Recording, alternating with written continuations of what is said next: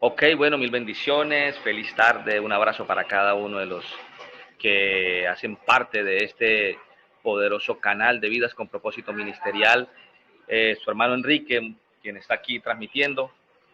Quiero en esta tarde de domingo transmitir a ustedes y llevarles un tema maravilloso, lo he titulado Marco Profético. Y les quiero decir a los que se conectan en estos momentos, los que me van a ver en diferido, es un tema muy importante que se deben tocar para el pueblo de Dios. Muchas veces, o quizás de pronto, no en todas, pero sí en la mayoría, me atrevo a decirlo, se desconoce de este tema y por ende no se habla, porque me parece muy correcto cuando no se habla de este tema y mucho menos cuando no tenemos entendimiento ni se nos ha revelado la escritura, porque creo que ya está bueno que se perpetúe error, o sea, hablo de perpetuar errores que se sigan enseñando, digámoslo así, errores por falta de conocimiento. Eh, Así que creo que en estos temas, el que no conoce, es mejor que no siga hablando disparates, porque es de mucha responsabilidad poder, a través de los medios de comunicación, llámese radio, televisión, las redes sociales, o cualquier lugar que el Señor nos preste y nos permite y nos dé la orden de que salgamos al aire y podamos eh, llevar, llevar el Evangelio del Reino, llevar la palabra, lo que está escrito, es una responsabilidad, es un compromiso enorme que muchos lo toman a la ligera, pero particularmente no salgo por un medio de comunicación, no mando un escrito, no mando un audio, nada, por más de que sean 15 segundos, 15, 13 segundos, por más que sea mínimo, cuando yo lo hago basado en una responsabilidad, porque no puedo permitir que el que me escuche vaya a escuchar un error solo porque yo lo escuché de otro, porque copié y pegué, porque me parece, porque es un concepto personal, porque creo que debe verse desde ese punto de vista, porque desconozco la raíz hebrea, reconozco la raíz en la que está escrita la palabra, desconozco lo que es el reino de los cielos, perdón, reconozco lo que es el reino que anunció Yahshua, Jesucristo. Recuerde que Él viene a restaurar el reino que se perdió de David. Dice la escritura que Él es el hijo de David y que Él viene a restaurar el tabernáculo de David. ¿Qué es eso? Bueno, todo eso tiene un marco de línea de tiempo profética. Y es muy importante que entendamos que cuando se habla de todo esto, debemos soportar todo por la escritura. No podemos llenarnos de emoción, ni podemos llenarnos de fascinismo, o tener un carácter de tener seguidores. No. Por lo tanto, ese no es mi mandato. A eso no fui enviado yo. Ese no es mi carácter. El carácter mío, en cuanto a la obra del Señor, en cuanto al reino, es entender cuál fue el lenguaje que habló Yeshua, cuál fue el lenguaje con el que el Señor puso para que se distinguiera el pueblo de Él con las demás naciones paganas. ¿Qué diferencia hay entre el Señor y el mundo? Entonces hay un lenguaje original, digámoslo desde ese punto de vista, un lenguaje inicial, un lenguaje con el que el Señor lo, lo, lo trajo desde el cielo y lo puso acá en la tierra para que su pueblo hablase esa lengua. Y hablo de que hablase esa lengua, no es de que usted y yo, porque vivimos en Venezuela, en Colombia, vamos a hablar el hebreo como la segunda lengua que tengamos nosotros y seamos, y así como el que aprende a hablar inglés también aprende a hablar hebreo. Bueno, sería maravilloso. Uf, sería poderosísimo poder aprender a hablar hebreo. Es una lengua muy difícil, pero sería espectacular. Eso no está de más, ni eso está mal, porque se aprende a hablar hebreo. Mejor todavía. Sin embargo, En el caso particular, por ejemplo, yo no hablo el hebreo, ni siquiera lo mastico, por decir de alguna manera, no lo mastico ni siquiera. Lo único es que cuando hago las investigaciones, a través de algunas plataformas y algunos libros, pues trato de llevar ese término hebreo a la traducción original para que al traducirse al español yo pueda entenderlo. O un término en traducción lenguaje, en español, aquí en castellano, yo voy y busco cuál es la raíz de donde sale este término, cuál es la raíz, para darme cuenta si ese término con el que se tradujo está correcto o no. Entonces, y que algunos términos, algunas palabras las tenga aquí en la mente, eso no hace que yo sea bilingüe y que yo sepa hebreo, o que yo haga parte de alguna religión. No, no, no. Yo si hablo inglés, yo no hago parte de la religión americana inicial, que fue la anglicana. ¿Sí? La primera religión o el primer cristianismo que entró a Estados Unidos fue el anglicano, que viene de Inglaterra. ¿Sí? Que lo impulsó el, el rey el rey este de Inglaterra, no recuerdo ahorita el nombre, pero eso no me hace a mí que yo haga parte de alguna religión americana, que tenga una raíz inglesa o de Gran Bretaña o el Reino Unido, no, no, no. Si yo hablo inglés, no me hace o no me caracteriza con alguna religión americana. Si yo hablo hebreo, tampoco me tienen por qué etiquetar con alguna religión del Medio Oriente, llámese musulmán, llámese judaísmo, rastafari, religión chiita, sunita, no, no, no. Nada de eso. Ahora, si yo hablo, imagínense, donde yo hablara romano, griego, entonces me van a comparar de que yo hago parte de las religiones del Monte Olimpo, de Grecia, de Atenas, de las que tanto habló Pablo, que tuviéramos cuidado, que hoy casi el 90% del pueblo de Dios está metido en religiones grecorromanas. Nadie es romano ni griego y sin embargo celebrando fiestas paganas, romanas y griegas y egipcias con la adoración al sol. Adoración al sol el domingo, el día del Señor. Imagínese usted esa bofetada, esa escupida que se le hace al Señor cuando hablamos y creemos eso. Entonces, es muy delicado cuando no sabemos y queremos de pronto aceptar algo, o inclusive opinar, porque si vamos a opinar de algo que no sabemos, de igual manera la vamos a embarrar, nos vamos a equivocar tremendamente. Y el Señor me dice a mí que, dice la Biblia, en todos los pasajes, especialmente en Deuteronomio, me gusta mucho, capítulo 4, donde dice que si usted peca por desconocimiento, igual no lo exime de la culpa. ¿Me está entendiendo? Si usted peca por desconocimiento, eso no lo exime de la culpa. Mucho más si peca por conocimiento, peor aún. Ahora, usted no lo exime de la culpa el haber pecado sin conocimiento, porque el mandato que el Señor da es que escudriñemos para que no seamos engañados. Entonces, es importante que tengamos en cuenta todo esto. Yo les voy a hablar hoy del marco de la línea de tiempo profética para el pueblo de Dios. No me quiero meter con lo que el pueblo de Dios está metido ahorita en el mundo, en Babilonia, no. Acuérdese que la lengua del Señor es una lengua hebrea. La Biblia está escrita en término hebreo.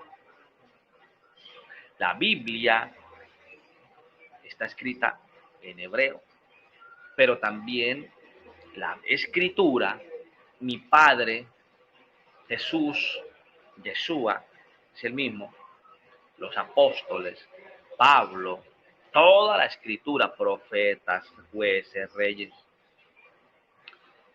todo está escrito bajo una cultura y es la cultura hebrea.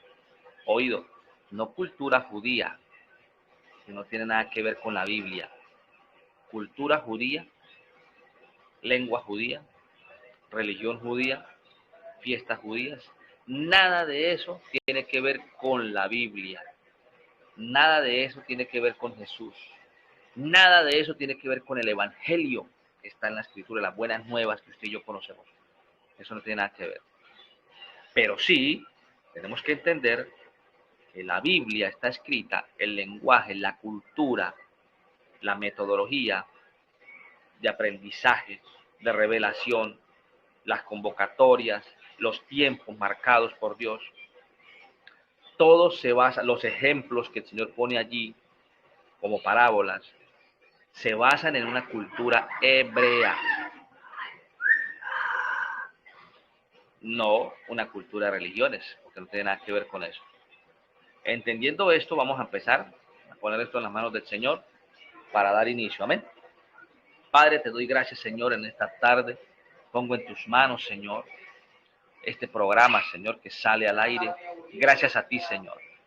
Ponemos en tus manos, Señor, al canal de Vidas con Propósito Ministerial. Es un canal de aprendizaje, es un canal de poder. Es un canal, Señor, en el que podemos nosotros seguir avanzando, creciendo en tu palabra, Señor. El dabar, que es tu palabra, Señor. Cuando hablamos de dabar, Señor, es la palabra tuya que no tiene negociación, que debemos aceptarla tal cual como está. Por eso te damos gracias, Señor, porque somos decisivos, porque nos diste la orden de caminar con decisión, porque nos diste la orden de caminar con emuná, o sea, con obediencia a tu palabra, por encima de cualquier obstáculo que se presente, persecución, vituperio, todo lo que pueda venir, no puede negociar tu verdad, Padre, tu palabra. En el nombre poderoso de Yeshua, Jesucristo. Amén, Señor, y amén. Perdón. Bueno, les hablo del marco profético. Y hay en la Biblia, para que podamos entenderla, para que podamos nosotros comprender nuestra identidad, nuestra paternidad, no sé quiénes somos nosotros, para poder comprender el mensaje del Señor, los tiempos que Él marca allí, para poder recibir, no solamente conocer la Biblia, sino que se nos sea revelada, y para que se nos sea revelada, únicamente nos lo revela el Espíritu Santo. Y para que el Espíritu Santo nos revele la Escritura, pues debemos conocerla tal cual y como está allí. Debemos aceptar lo que la Biblia dice y no los hombres. ¿A quién usted va a escuchar? ¿Al Espíritu Santo o al espíritu de los hombres? La Biblia me enseña que hay tiempos específicos marcados, trazados por el Señor. Y hay un marco profético. Cuando hablamos de Biblia, hablamos de palabra profética, de profecía. Hablamos del espíritu de la profecía. Hablamos del profeta. La Biblia es una palabra profética. La creación del pueblo de Israel, de los lomos de Abraham, fue para cumplirse una palabra profética. La composición del pueblo de Israel, el pueblo hebreo, no judío, hebreo, fue por el cumplimiento de una palabra profética que salió de la boca de los hombres. No, salió de la boca del Padre como diseño, y los hombres que Él escogió mostraron el diseño que vino del cielo, no el diseño de ellos en particular, por tener una relación con el Padre o por ser guiados por el Espíritu Santo. No, ellos no mostraron el diseño de ellos. Ellos mostraron, revelaron, anunciaron el diseño que vino del cielo. Son dos cosas diferentes a lo que hoy vemos como la visión de cada persona en particular para desarrollar programas en nombre del Señor. ¿Será el diseño de Dios o es el carácter personal de alcanzar objetivos propios, metas propias? Eso lo sabemos cuando conocemos de Escritura. Cuando usted conoce el marco profético, cuando usted conoce la Biblia, es entendido porque es guiado por el Espíritu Santo, usted basta con escuchar a un hombre o a una persona hablar del Evangelio y usted se da cuenta si lo que esa persona está llevando a cabo es una visión particular y no la del Padre. Porque cuando hablamos de anunciar y establecer el reino no es mío, el reino no es mi organización, el reino no es mi iglesia, el reino es general y el reino tiene un rey que determina qué es lo que se hace en ese reino. Entonces es el diseño y la visión del rey y no la mía. Pero cuando si yo desconozco la Biblia, yo voy a ser engañado y voy a empezar a caminar como un borrego tras los hombres que me hablan de Jesús. Pero no voy a caminar como un hijo libre, en libertad, a la voz del Padre, que es la voz del Espíritu Santo. Espero que estén comprendiendo esto para no extenderme tanto. Vamos a mirar el marco profético. Yo no puedo escuchar o aceptar una profecía bíblica de que se vaya a cumplir del cielo si no está en la Escritura. Pero para yo saber cuál es la profecía, cuándo se va a cumplir, si ya se cumplió o no se ha cumplido, entonces yo necesito saber un marco. Cuando yo hablo de palabra profética o de profecía o de Biblia, el Señor no dejó todo al aire, la intemperie, para que usted y yo seamos los que busquemos las piezas y hagamos el marco y establezcamos tiempos, días y todo, y hagámoslo, cada quien arme su cuestión y mire a ver cómo hace, pero anuncia a Jesús, anuncie la salvación. No, así no trabaja el Señor. El Señor trabaja con un orden, el Señor trabaja con un diseño definido, días, meses, años, temporadas, ciclos proféticos marcados desde antes de la fundación del mundo. Por lo tanto, pone los tiempos, marca, y que pone el diseño y el marco por donde va a empezar a caminar todo y de ahí no se va a salir, pues es el mismo Señor, es el mismo Espíritu Santo. Ahora, yo de la Biblia, estoy hablando, como me gusta poner el ejemplo de un rompecabezas. Cuando por decirte, como una, pero quizás bien puros pedacitos, puras fichas, ¿eh? Dentro de una cajita y se lo dan en una bolsa. Y resulta que la cajita es grande como un cuaderno de esos grandes, como un tipo agenda grandecita, como una carpeta, digamos así. Y dentro de esa carpeta vienen todas los pedazos, las fichas, todas. Pero resulta que lo que se va a armar es algo grande como una mesa, que es un paisaje. El paisaje trae las montañas, el sol, todo.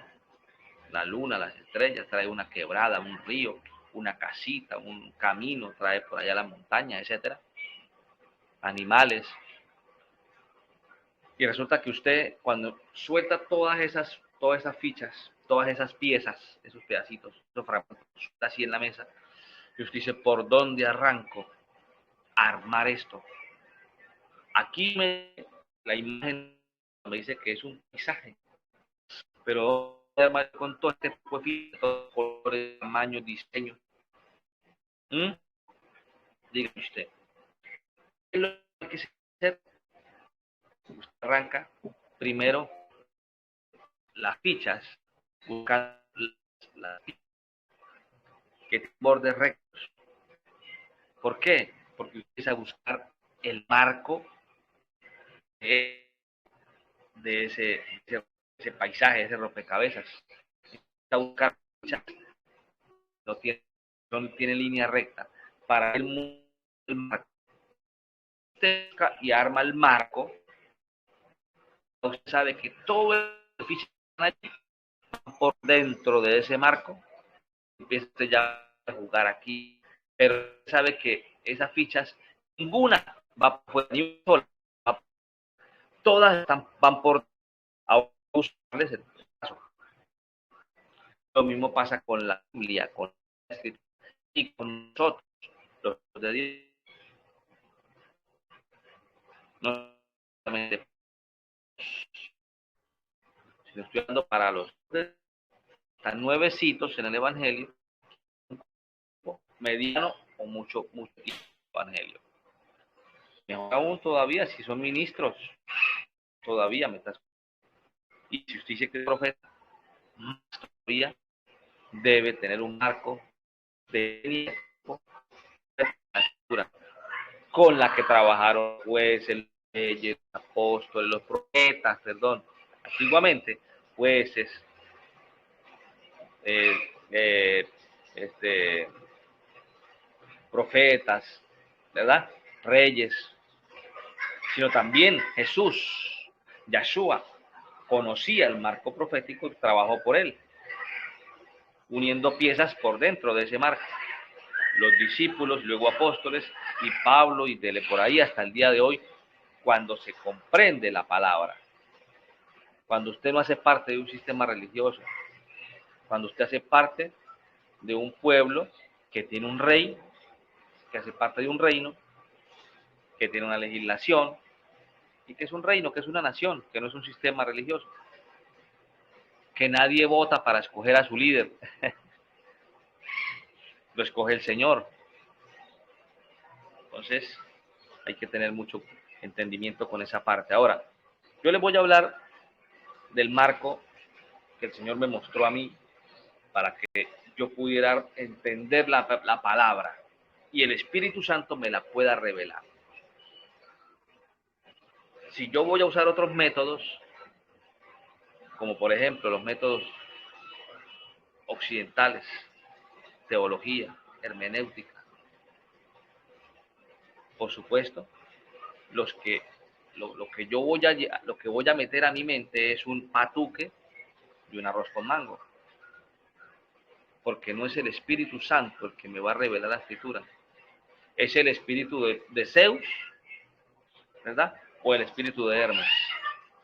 Estos dioses del Monte Olimpo, griegos. El uno que se hizo adorar por todos los imperios hasta el día de hoy. Y el otro, el dueño de todo lo que tiene que ver con, con el panteón, lo que tiene que ver con esto del inframundo. O sea, esto es una historia, y no solamente es historia, es una verdad de Dios tremenda. Entonces no podemos nosotros buscar una referencia bíblica usando estos métodos, y tampoco los métodos orientales, los métodos rabínicos, que el método Pardes, que el método de Hillel, que el método de Shammai, que las 12 reglas de Ismael, que las 63 reglas de Shammai. No, no, no, nada de eso. ¿Son todas las reglas esas son buenas? Claro que sí, pero no para interpretar la Biblia. Oído. ¿Son métodos de interpretación buenos? Sí, buenísimos, válidos, pero para interpretar los hombres, para interpretar otras cosas, para interpretar, por ejemplo, la teoría musulmana, para interpretar el judaísmo, para interpretar la cábala judaísta, para interpretar allá a Zeus y a todos los dioses de la Trinidad que vienen de la teogonía que habló Aristóteles, Platón, Sócrates. Nada de eso viene de Dios. ¿Ves? Todo eso es filosofía. Cuidado, porque eso fue lo que dijo Pablo. Tengan cuidado con todos esos evangelios, que son puros sofismas. Entonces, si no conocemos que es el Espíritu Santo el único autorizado para revelarnos la Escritura, pues vamos a estar nosotros montando piezas, montando fichas en un rompecabezas que no tiene marco, que está poniendo fichas en lugares que no son, y mucho menos es un diseño. Termina usted trabajando con los hombres queriendo construir un antidiseño en nombre de Jesús, en nombre de Dios. ¡Wow! Es terrible, pero eso es una verdad que hay desde hace siglos para acá. Y eso se llama Babilonia. Bueno, vamos a mirar el marco profético para ir avanzando así, no demorarme tanto. Empieza con Génesis 1.14. En Génesis 1.14, y voy a tocarlo por encima. Después vamos ahondando paso por paso. Génesis 1.14 me habla de que el Señor creó lo que el hombre, su nación, su pueblo, iba a utilizar para entender el calendario y su agenda. Y por eso en Génesis 1.14 dice que en el cuarto día de la creación el Señor creó el sol, la luna y las estrellas para marcar los tiempos, para marcar los días, meses y años, y para marcar los ciclos estacionarios y las citas, las fiestas divinas en el calendario. Hay un término hebreo que se llama moed, que significa citas, fiestas, convocatorias, solemnidades de Dios. No existía todavía el hombre. ¿Ves? Entonces, Génesis 1.14. De ahí viene Levítico 23.23, donde ya me habla de las convocatorias, de las fiestas que estableció dentro de ese calendario que creó en Génesis 1.14. Levítico 23.23. Vamos a Deuteronomio 16, donde ya empieza a mostrarnos el cumplimiento de una palabra profética poderosa, ¿verdad? Donde ya se establece un diseño llamado Nación de Israel, donde el Señor ya ha mostrado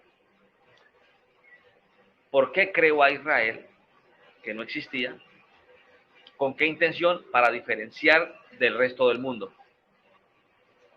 y por qué le entregó a la nación que él creó de los lomos de Abraham.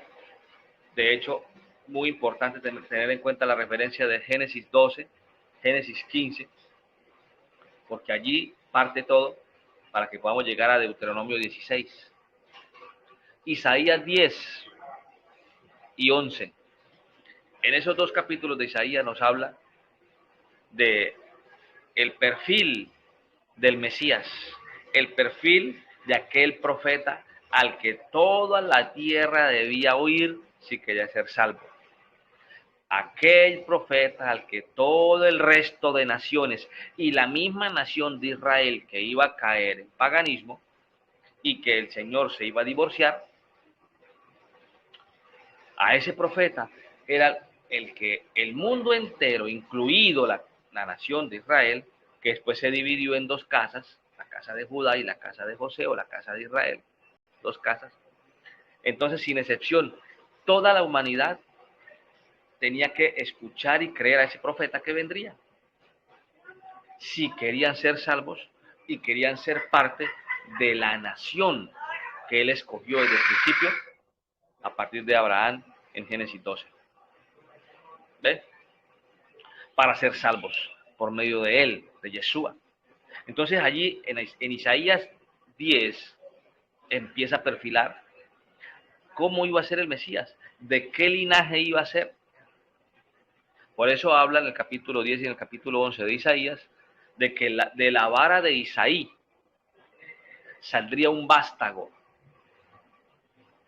que reinaría toda la tierra, un rey poderoso. Está hablando de David, que era sombra y tipo del Mesías, de Yeshua, de Jesucristo. Habla de Jeremías, capítulo 3. Estoy hablando del marco de línea profética, de tiempos, del tiempo, donde yo no puedo ver la manifestación de Dios y yo decir que por fuera de eso van a suceder cosas. Porque para eso el Señor marca de un marco y todos los eventos están por dentro de ese marco o de ese diseño. Por eso es que podemos entender cómo fue que se cumplieron las primeras 4 fiestas con la primera venida de Jesús. Vimos que Él marcó y le dio a conocer al mundo su primera venida, cuándo venía, en qué tiempo. Lo reveló, lo mostró. También en su segunda venida, cuándo va a venir, cómo va a venir, en qué tiempo va a venir. Quizás no el día exacto, pero sí en qué tiempo, en qué mes, en qué convocatoria, en qué fiesta. Porque así como en su primera venida, Él vino en su primera venida para cumplir sus primeras 4 fiestas que lo revelan a Él. Por eso es que estas fiestas no son de ningunos judíos. Por eso es que estas fiestas no son de ninguna religión. Recuerde que el judío es de una religión llamada judaísmo. Niegan a Jesús, no es de Dios. Fueron un pueblo escogido de donde nació Jesús, pero que se desviaron porque niegan al Mesías, niegan al Señor. Y ellos no pueden ser salvos a menos que se conviertan a Cristo. Pero no lo quieren hacer. Eso quiere decir de que no conocen al Padre, están separados de Dios. La Biblia dice que como es un pueblo que Él escogió, dice que los tiene preservados para que al final de todo, en el último día, ellos lo reciban y lo reconozcan como el Mesías. Cuando lo vean venir por segunda vez en las nubes, no en el arrebatamiento, no, cuando lo vean venir por segunda vez, que viene en las nubes para pisar el monte de los olivos y que viene sangrado, como aquel que pisa un lagar con sus pies, todo su manto sangrado y herido, y van a decir, ay, sí, Él es el Mesías. Claro, ese fue el que nuestros antepasados le dijeron a Poncio Pilato a todos, mátenos, crucifíquenlo, ese es un loco, ese es un falsa doctrina, ese no es. Ay, ¿verdad? Ay, sí, Señor, perdónanos. Y se van a postrar y lo van a reconocer. Y van a ser salvos en el último momento. ¿Ven?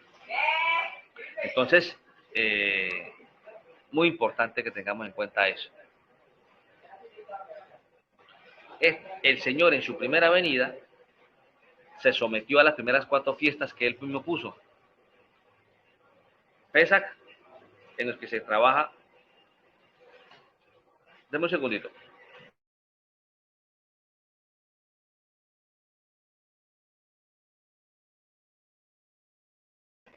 Entonces, perdónenme.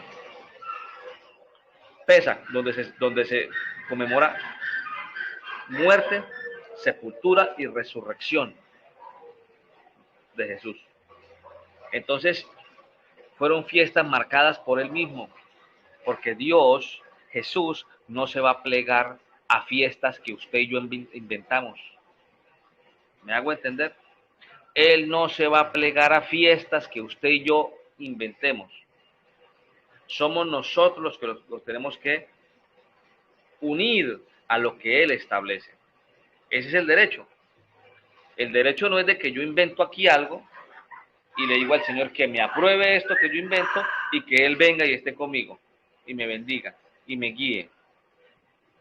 No, el derecho es, bíblicamente, el derecho es que Él es el que pone todo, la fecha, los tiempos, y somos nosotros los que conocemos eso que Él estableció desde antes de la fundación del mundo y venimos a unirnos a su familia, a sus principios y a lo que Él establece.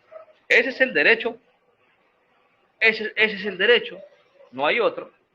Entonces Él vino y se cumplieron esas 4.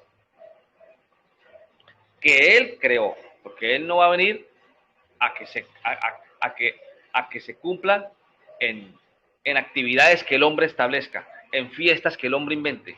No. Él es ordenado y todo lo establece para que nosotros como pueblo de Él, pues nosotros podamos conocerlo a Él, qué fue lo que Él hizo, y como Padre que es para nosotros, podamos obedecerle a Él, no que Él nos obedezca a nosotros, porque estaríamos al revés. Cuando somos nosotros los que le obedecemos a Él, respetando sus tiempos, lo que él estipuló en la escritura, pues ahí sí estamos bien. Pero cuando somos nosotros los que hacemos cosas y nos salimos de la palabra, nos salimos del diseño de Dios y armamos situaciones diferentes para que Él sea el que venga y se someta a nosotros, pues ahí es donde vamos a estar equivocados. Entonces, por eso yo les decía, amados hermanos, que Jesucristo estableció ese marco profético, que ya lo he venido nombrando desde que empecé la transmisión. Génesis 1:14, ya les explicaba. Levítico 23:23, ya les explicaba. Deuteronomio 16, ya les explicaba que tenía que ver muchísimo con dos referencias importantes, que es Génesis capítulo 12 y capítulo 15, Deuteronomio 16. Les estoy mostrando el marco de línea de tiempo profética, para que conozcamos la escritura y para que sepamos cómo es que se mueve el Señor y en qué tiempos estamos y cuáles son los tiempos que estamos viviendo y vamos a vivir, para que no seamos engañados. Isaías 10 y 11, en esos dos capítulos, nos muestra cómo el Señor escoge a un rey para que fuera como sombra y tipo de Jesucristo, de Yeshua, que fue a David, por medio de la casa de Isaí, su padre. Jeremías capítulo 3 y capítulo 31 nos dice cómo el Señor, habiendo escogido una nación poderosa, un pueblo, ¿verdad?, que Jesucristo, que iba a ser, digamos, una nación, un pueblo llamado Israel, que iba a ser perseguido, que iba a caer en adulterio, en fornicación, en idolatría, en paganismo, y que esta nación, este pueblo de Israel, se iba a desviar tanto que iba a necesitar que se volviera a restaurar nuevamente. Y quien lo venía a restaurar era Yeshua, era Jesús. Venía a restaurar todo. ¿Qué venía a restaurar Jesús? Bueno, su nación, su casa. Acuérdense que el diseño de Dios es una nación que la rige un reino, no un gobierno ni democrático, ni de sultanes, ni un gobierno socialista, comunista, dictatorial, ¿no? Una nación, denme un segundito.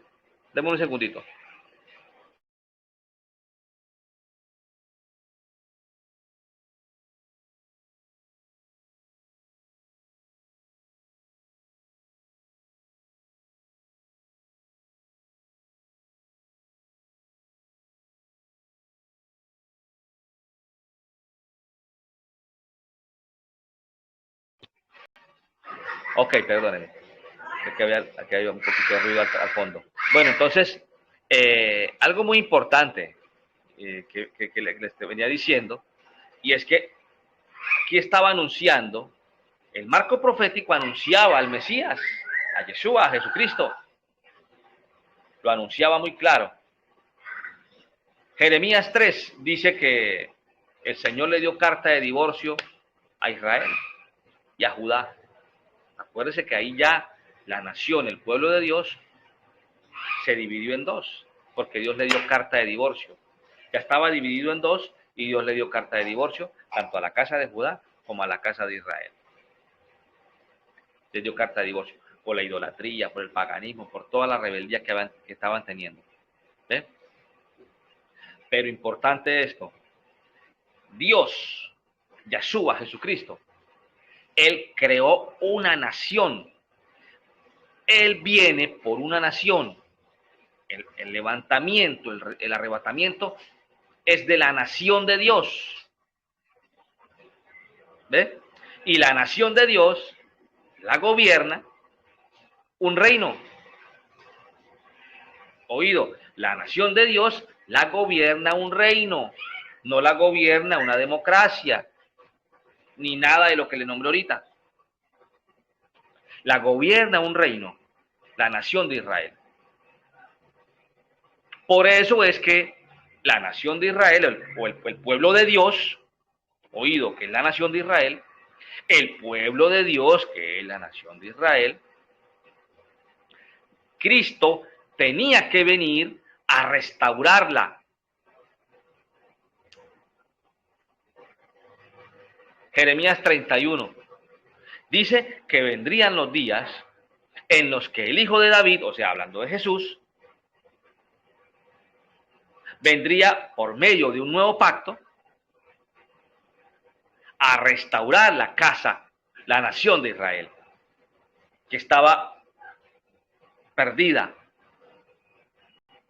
y que hasta el día de hoy todavía hay mucho pueblo que ha sido llamado, pero que está extraviado en el mundo, que está extraviado en las naciones y en diferentes religiones, porque creen que Dios constituyó, fue un gobierno democrático. Por eso fue que nació el catolicismo.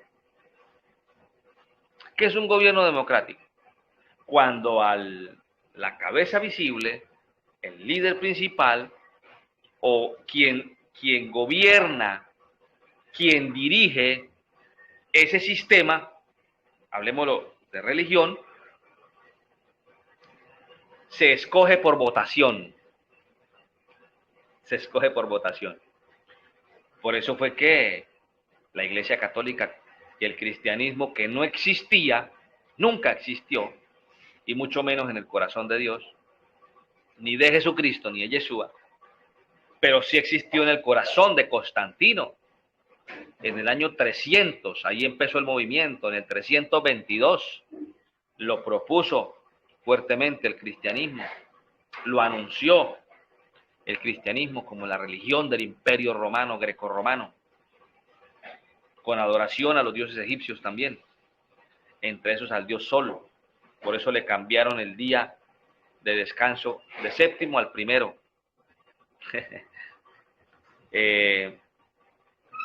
Y se empezó a constituir un gobierno donde no era Yeshua, no era Jesucristo quien mandaba, no era Jesucristo quien daba las órdenes, no era Jesucristo quien gobernaba. Era un hombre que lo elegían por votación. Y ahí nació el cónclave papal en el 385. Constantino establece el primer papa y con ello la religión cristiana, el cristianismo como religión del imperio grecorromano. Y todo aquel que no se rigiera a esa cultura, a esa religión, pues era perseguido y matado por la supuesta Santa Inquisición. Se parece a los que hoy en día defienden a la Santa Doctrina. Se parecerá, ¿no? La Santa Inquisición, persiguiendo gente por todos lados que no se querían someter a esa religión establecida por Constantino. Y ahí inició la votación. La votación. Entonces resulta que al líder o a quien gobierna el sistema lo eligen por voto. Por ejemplo, al Papa lo eligen, ¿son qué? 350 como que son cardenales. ¿Y quién es el que determina las cosas? Al que eligen por votación.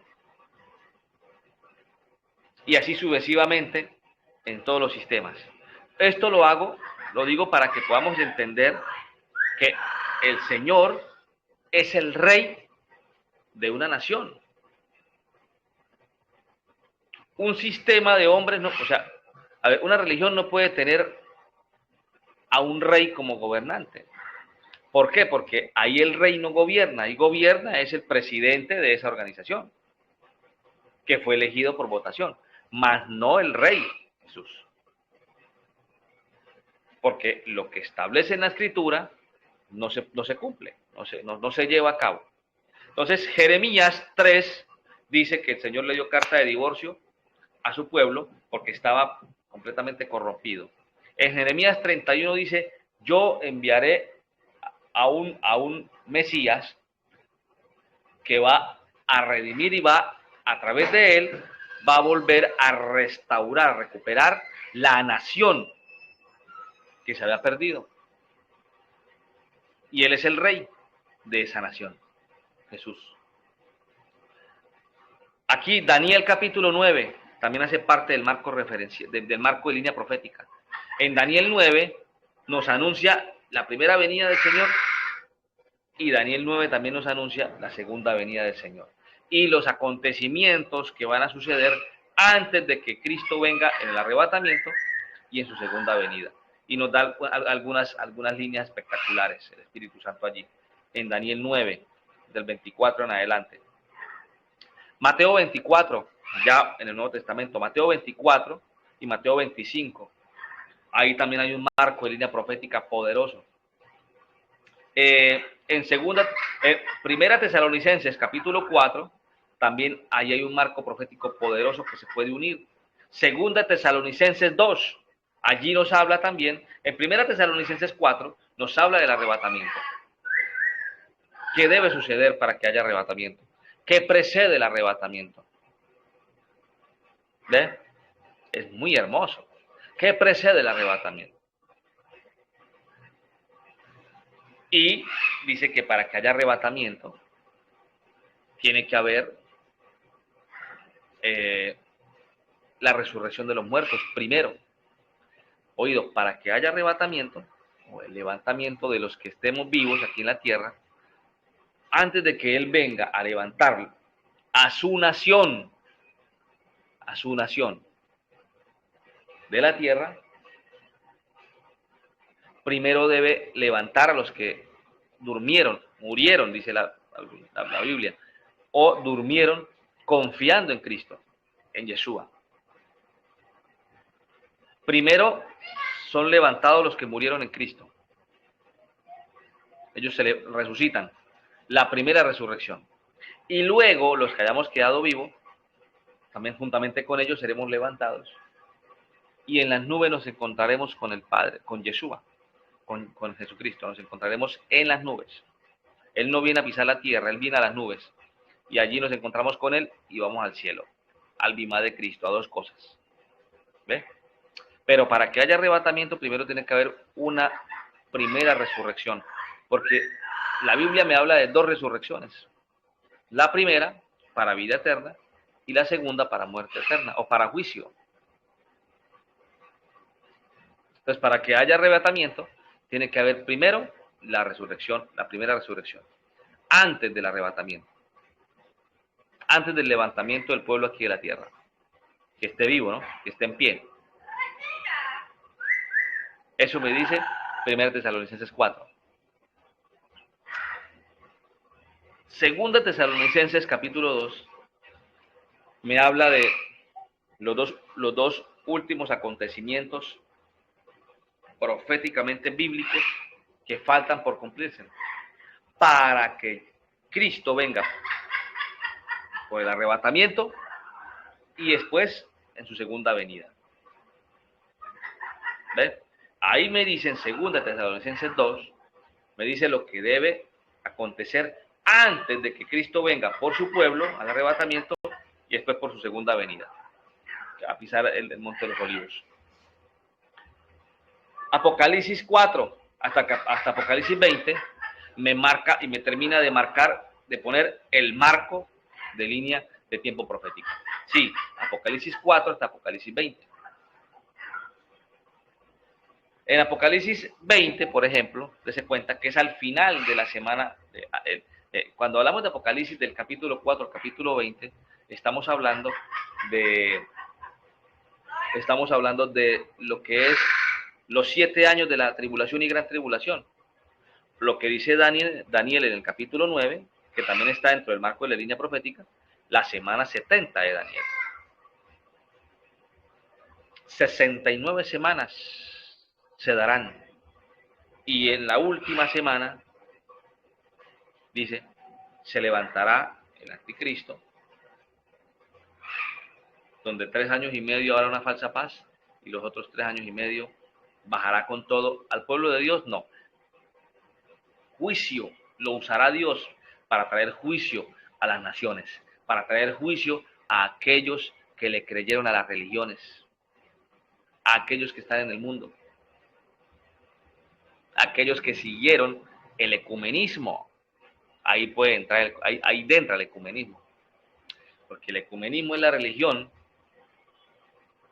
del imperio satánico que se va a establecer durante 7 años aquí en la tierra, en esa última semana. Desde Apocalipsis 4 hasta Apocalipsis 20 son los 7 años de esa semana. Semana de años, ¿no? La Biblia marca semanas de años. 7 años. Capítulo 4 de Apocalipsis hasta el capítulo 20 de Apocalipsis. Y dése cuenta algo importante. En el capítulo 18, estamos hablando de finalizando los 7 años de la gran tribulación. Sí, oído, finalizando los 7 años de la gran tribulación, Dios le revela a Juan y le dice, mire, lo llevó a ese tiempo. Acuérdese que en Apocalipsis capítulo 11 el Señor dice que Él conoce el fin desde el principio, porque Él fue inmolado desde el principio de la creación. A Él no lo toma nada por sorpresa. A Él no se le perdieron las cuentas. Él no se debe a los hombres, a nada. Él no tiene por qué plegarse a la agenda suya o a la mía. ¿Quién es el hombre para que Dios camine por sus sentimientos? Pregunto yo, lo dice Pablo. ¿Quién es el hombre para establecer aquí unas fechas y unos tiempos y decirle, Señor, venga, porque tiene que ser así, porque me parece, porque así aprendí yo? Y entonces, ¿dónde queda en lo que Él estableció desde el principio, que es lo que Él cumple?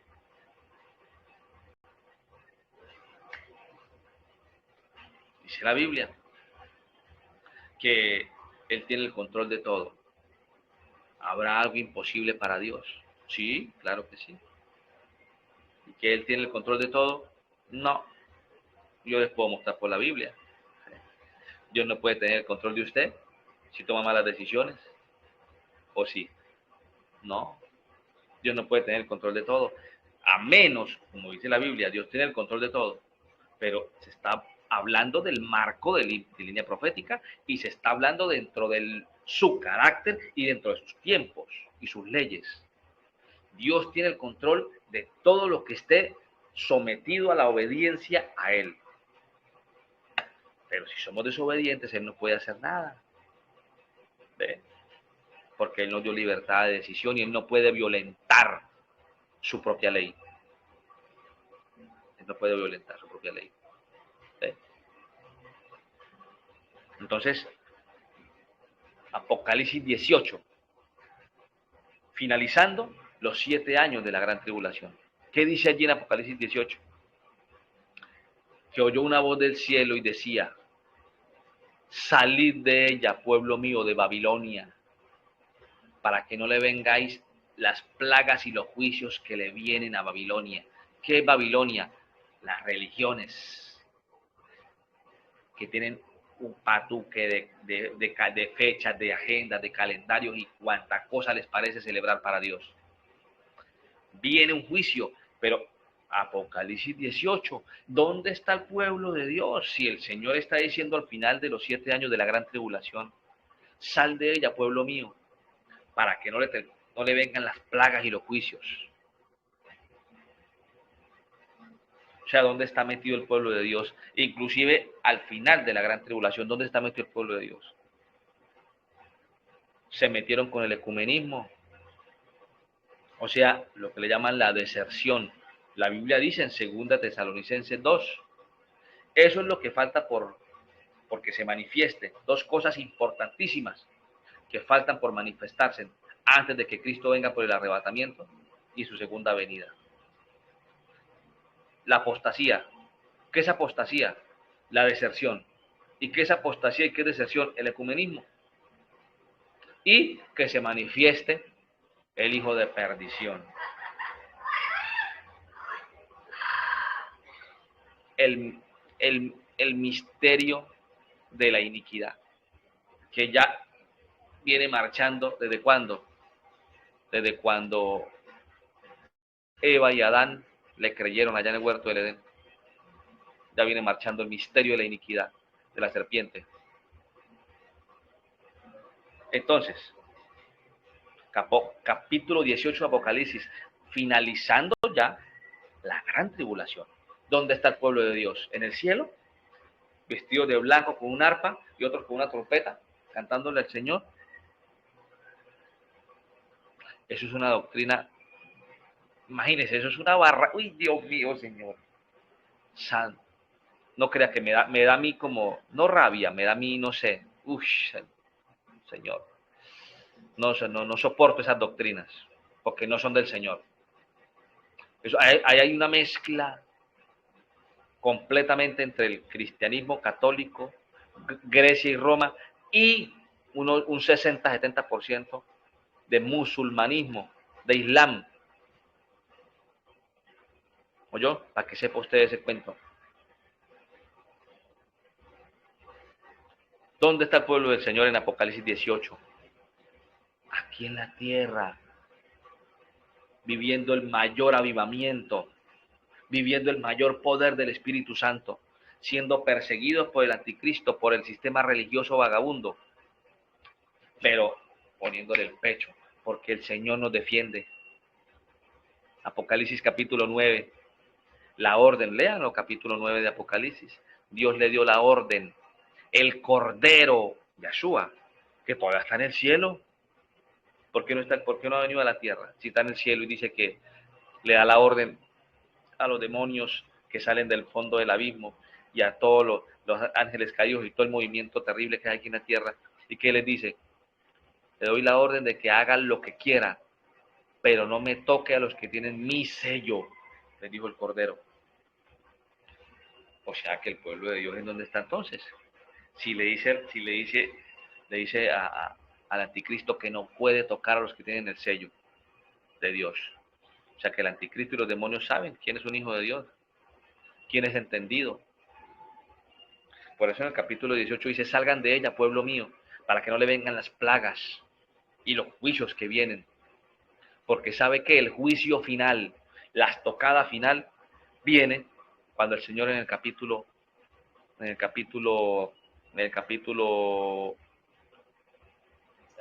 21, venga por segunda vez y establezca el reino aquí. Pero para establecerlo viene con juicio y viene a juzgar toda la tierra. Y ahí es donde llega y al ecumenismo, que es la imagen de la bestia y al anticristo los lanza al lago de fuego y azufre. Y a Satanás dice que lo encadena y le pone un sello en la frente y lo encadena. Y lo manda al fondo del abismo por 1000 años más. O sea, durante todo el milenio de Cristo, de Jesús aquí en la tierra. ¿Ve? En el capítulo 21. Entonces, en el capítulo 18, Apocalipsis, el pueblo de Dios le está diciendo al Señor, salga de ella, pueblo mío. Están metidos en Babilonia, están siguiendo los hombres. Y cuando les presentan la escritura, mi palabra, se asustan y salen corriendo y dicen que no, que eso es falsa doctrina. Salgan de allá, pueblo mío. Créanle al que le está presentando la palabra de vida. ¿Ve? Capítulo 18. Y en el capítulo 19, oído al tambor, en el capítulo 19 de Apocalipsis, léanlo. ¿Qué dice allí? Ahora sí, ya está preparado, ya está lista la fiesta de la boda, porque ahora sí el novio viene por su novia. Se supone que el arrebatamiento de la nación de Dios, del pueblo de Dios, que es la novia del Cordero, el novio de Yeshua, o no. Y nosotros somos la novia, metafóricamente, ¿no? Porque yo no soy novia de nadie, pero metafóricamente es una boda la que vamos a tener en el cielo con el Señor, por un corto tiempo.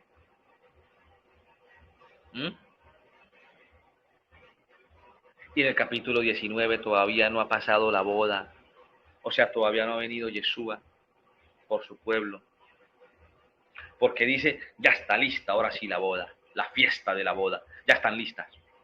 Prepárese la novia, porque ya el novio viene por usted. Capítulo 19. Apenas va a venir el novio por su novia. En el capítulo 19 Apocalipsis. No lo digo yo, léanlo ustedes. Ahora, en el capítulo 20, y estamos hablando que de capítulo a capítulo, como pueden que hayan años, como pueden que hayan días, porque en el tiempo del Señor es diferente.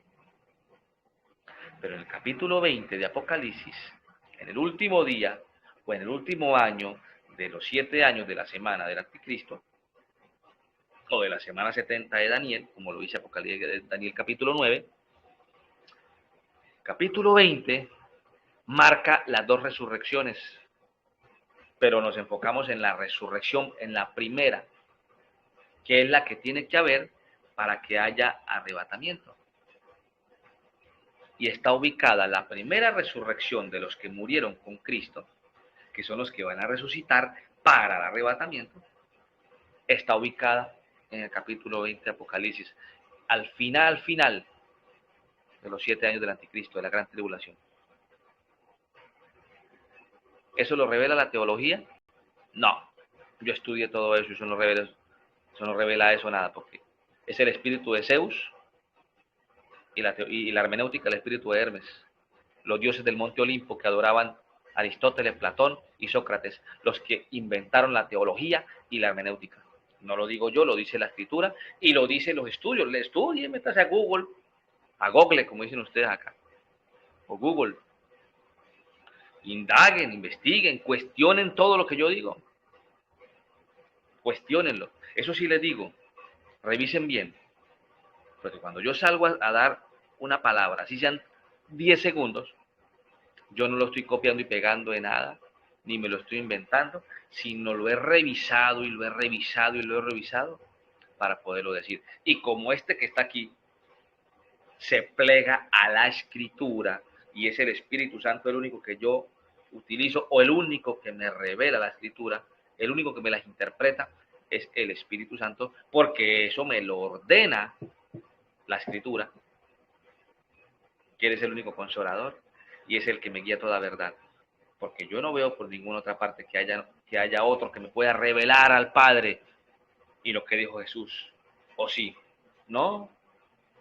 Entonces, como es el Espíritu Santo, por eso me plego a la escritura. Porque no quiero caminar por sofismas, como dijo Pablo, ni por diferentes doctrinas de hombres. Porque soy responsable y Dios me va a llamar a cuentas. Soy un embajador del reino del Señor. Y tengo que anunciar no lo que yo me parezca, o mi visión, o mi diseño, no. Yo tengo que anunciar lo que mi Padre me dice que anuncie y lo que Él me ordena que haga. Y eso choca con los hombres. Eso pone tropiezo a los hombres. Porque lo dice la misma escritura, que eso es lo que pasaba con Jesús, con los apóstoles, con Pablo. Eran piedra de tropiezo para el sistema religioso de esa época. Entonces, bueno, voy finalizando. ¿Qué les parece? Así por encima, el marco de la línea profética, de tiempos de cumplimiento en el Señor, no en los hombres, en Dios. Biblia, estamos hablando de Biblia. Revelada por el Espíritu Santo, que es el único autorizado por el reino, por el Padre, para revelarme las Sagradas Escrituras. Y es el mismo Señor, el mismo Dios, es el Espíritu de Cristo. Entonces, espectacular. Apunten los versículos, los capítulos que dan el marco de la línea de tiempo profética, para que ustedes en la casa la revisen y podamos esta semana irla compartiendo. ¿Ven? Apunten. O si no, allí va a quedar la grabación. Génesis capítulo 1, versículo 14. Levítico 23, 23. Vamos a mirar Génesis capítulo 12 y capítulo 15. Deuteronomio capítulo 16. Isaías capítulo 10 y capítulo 11.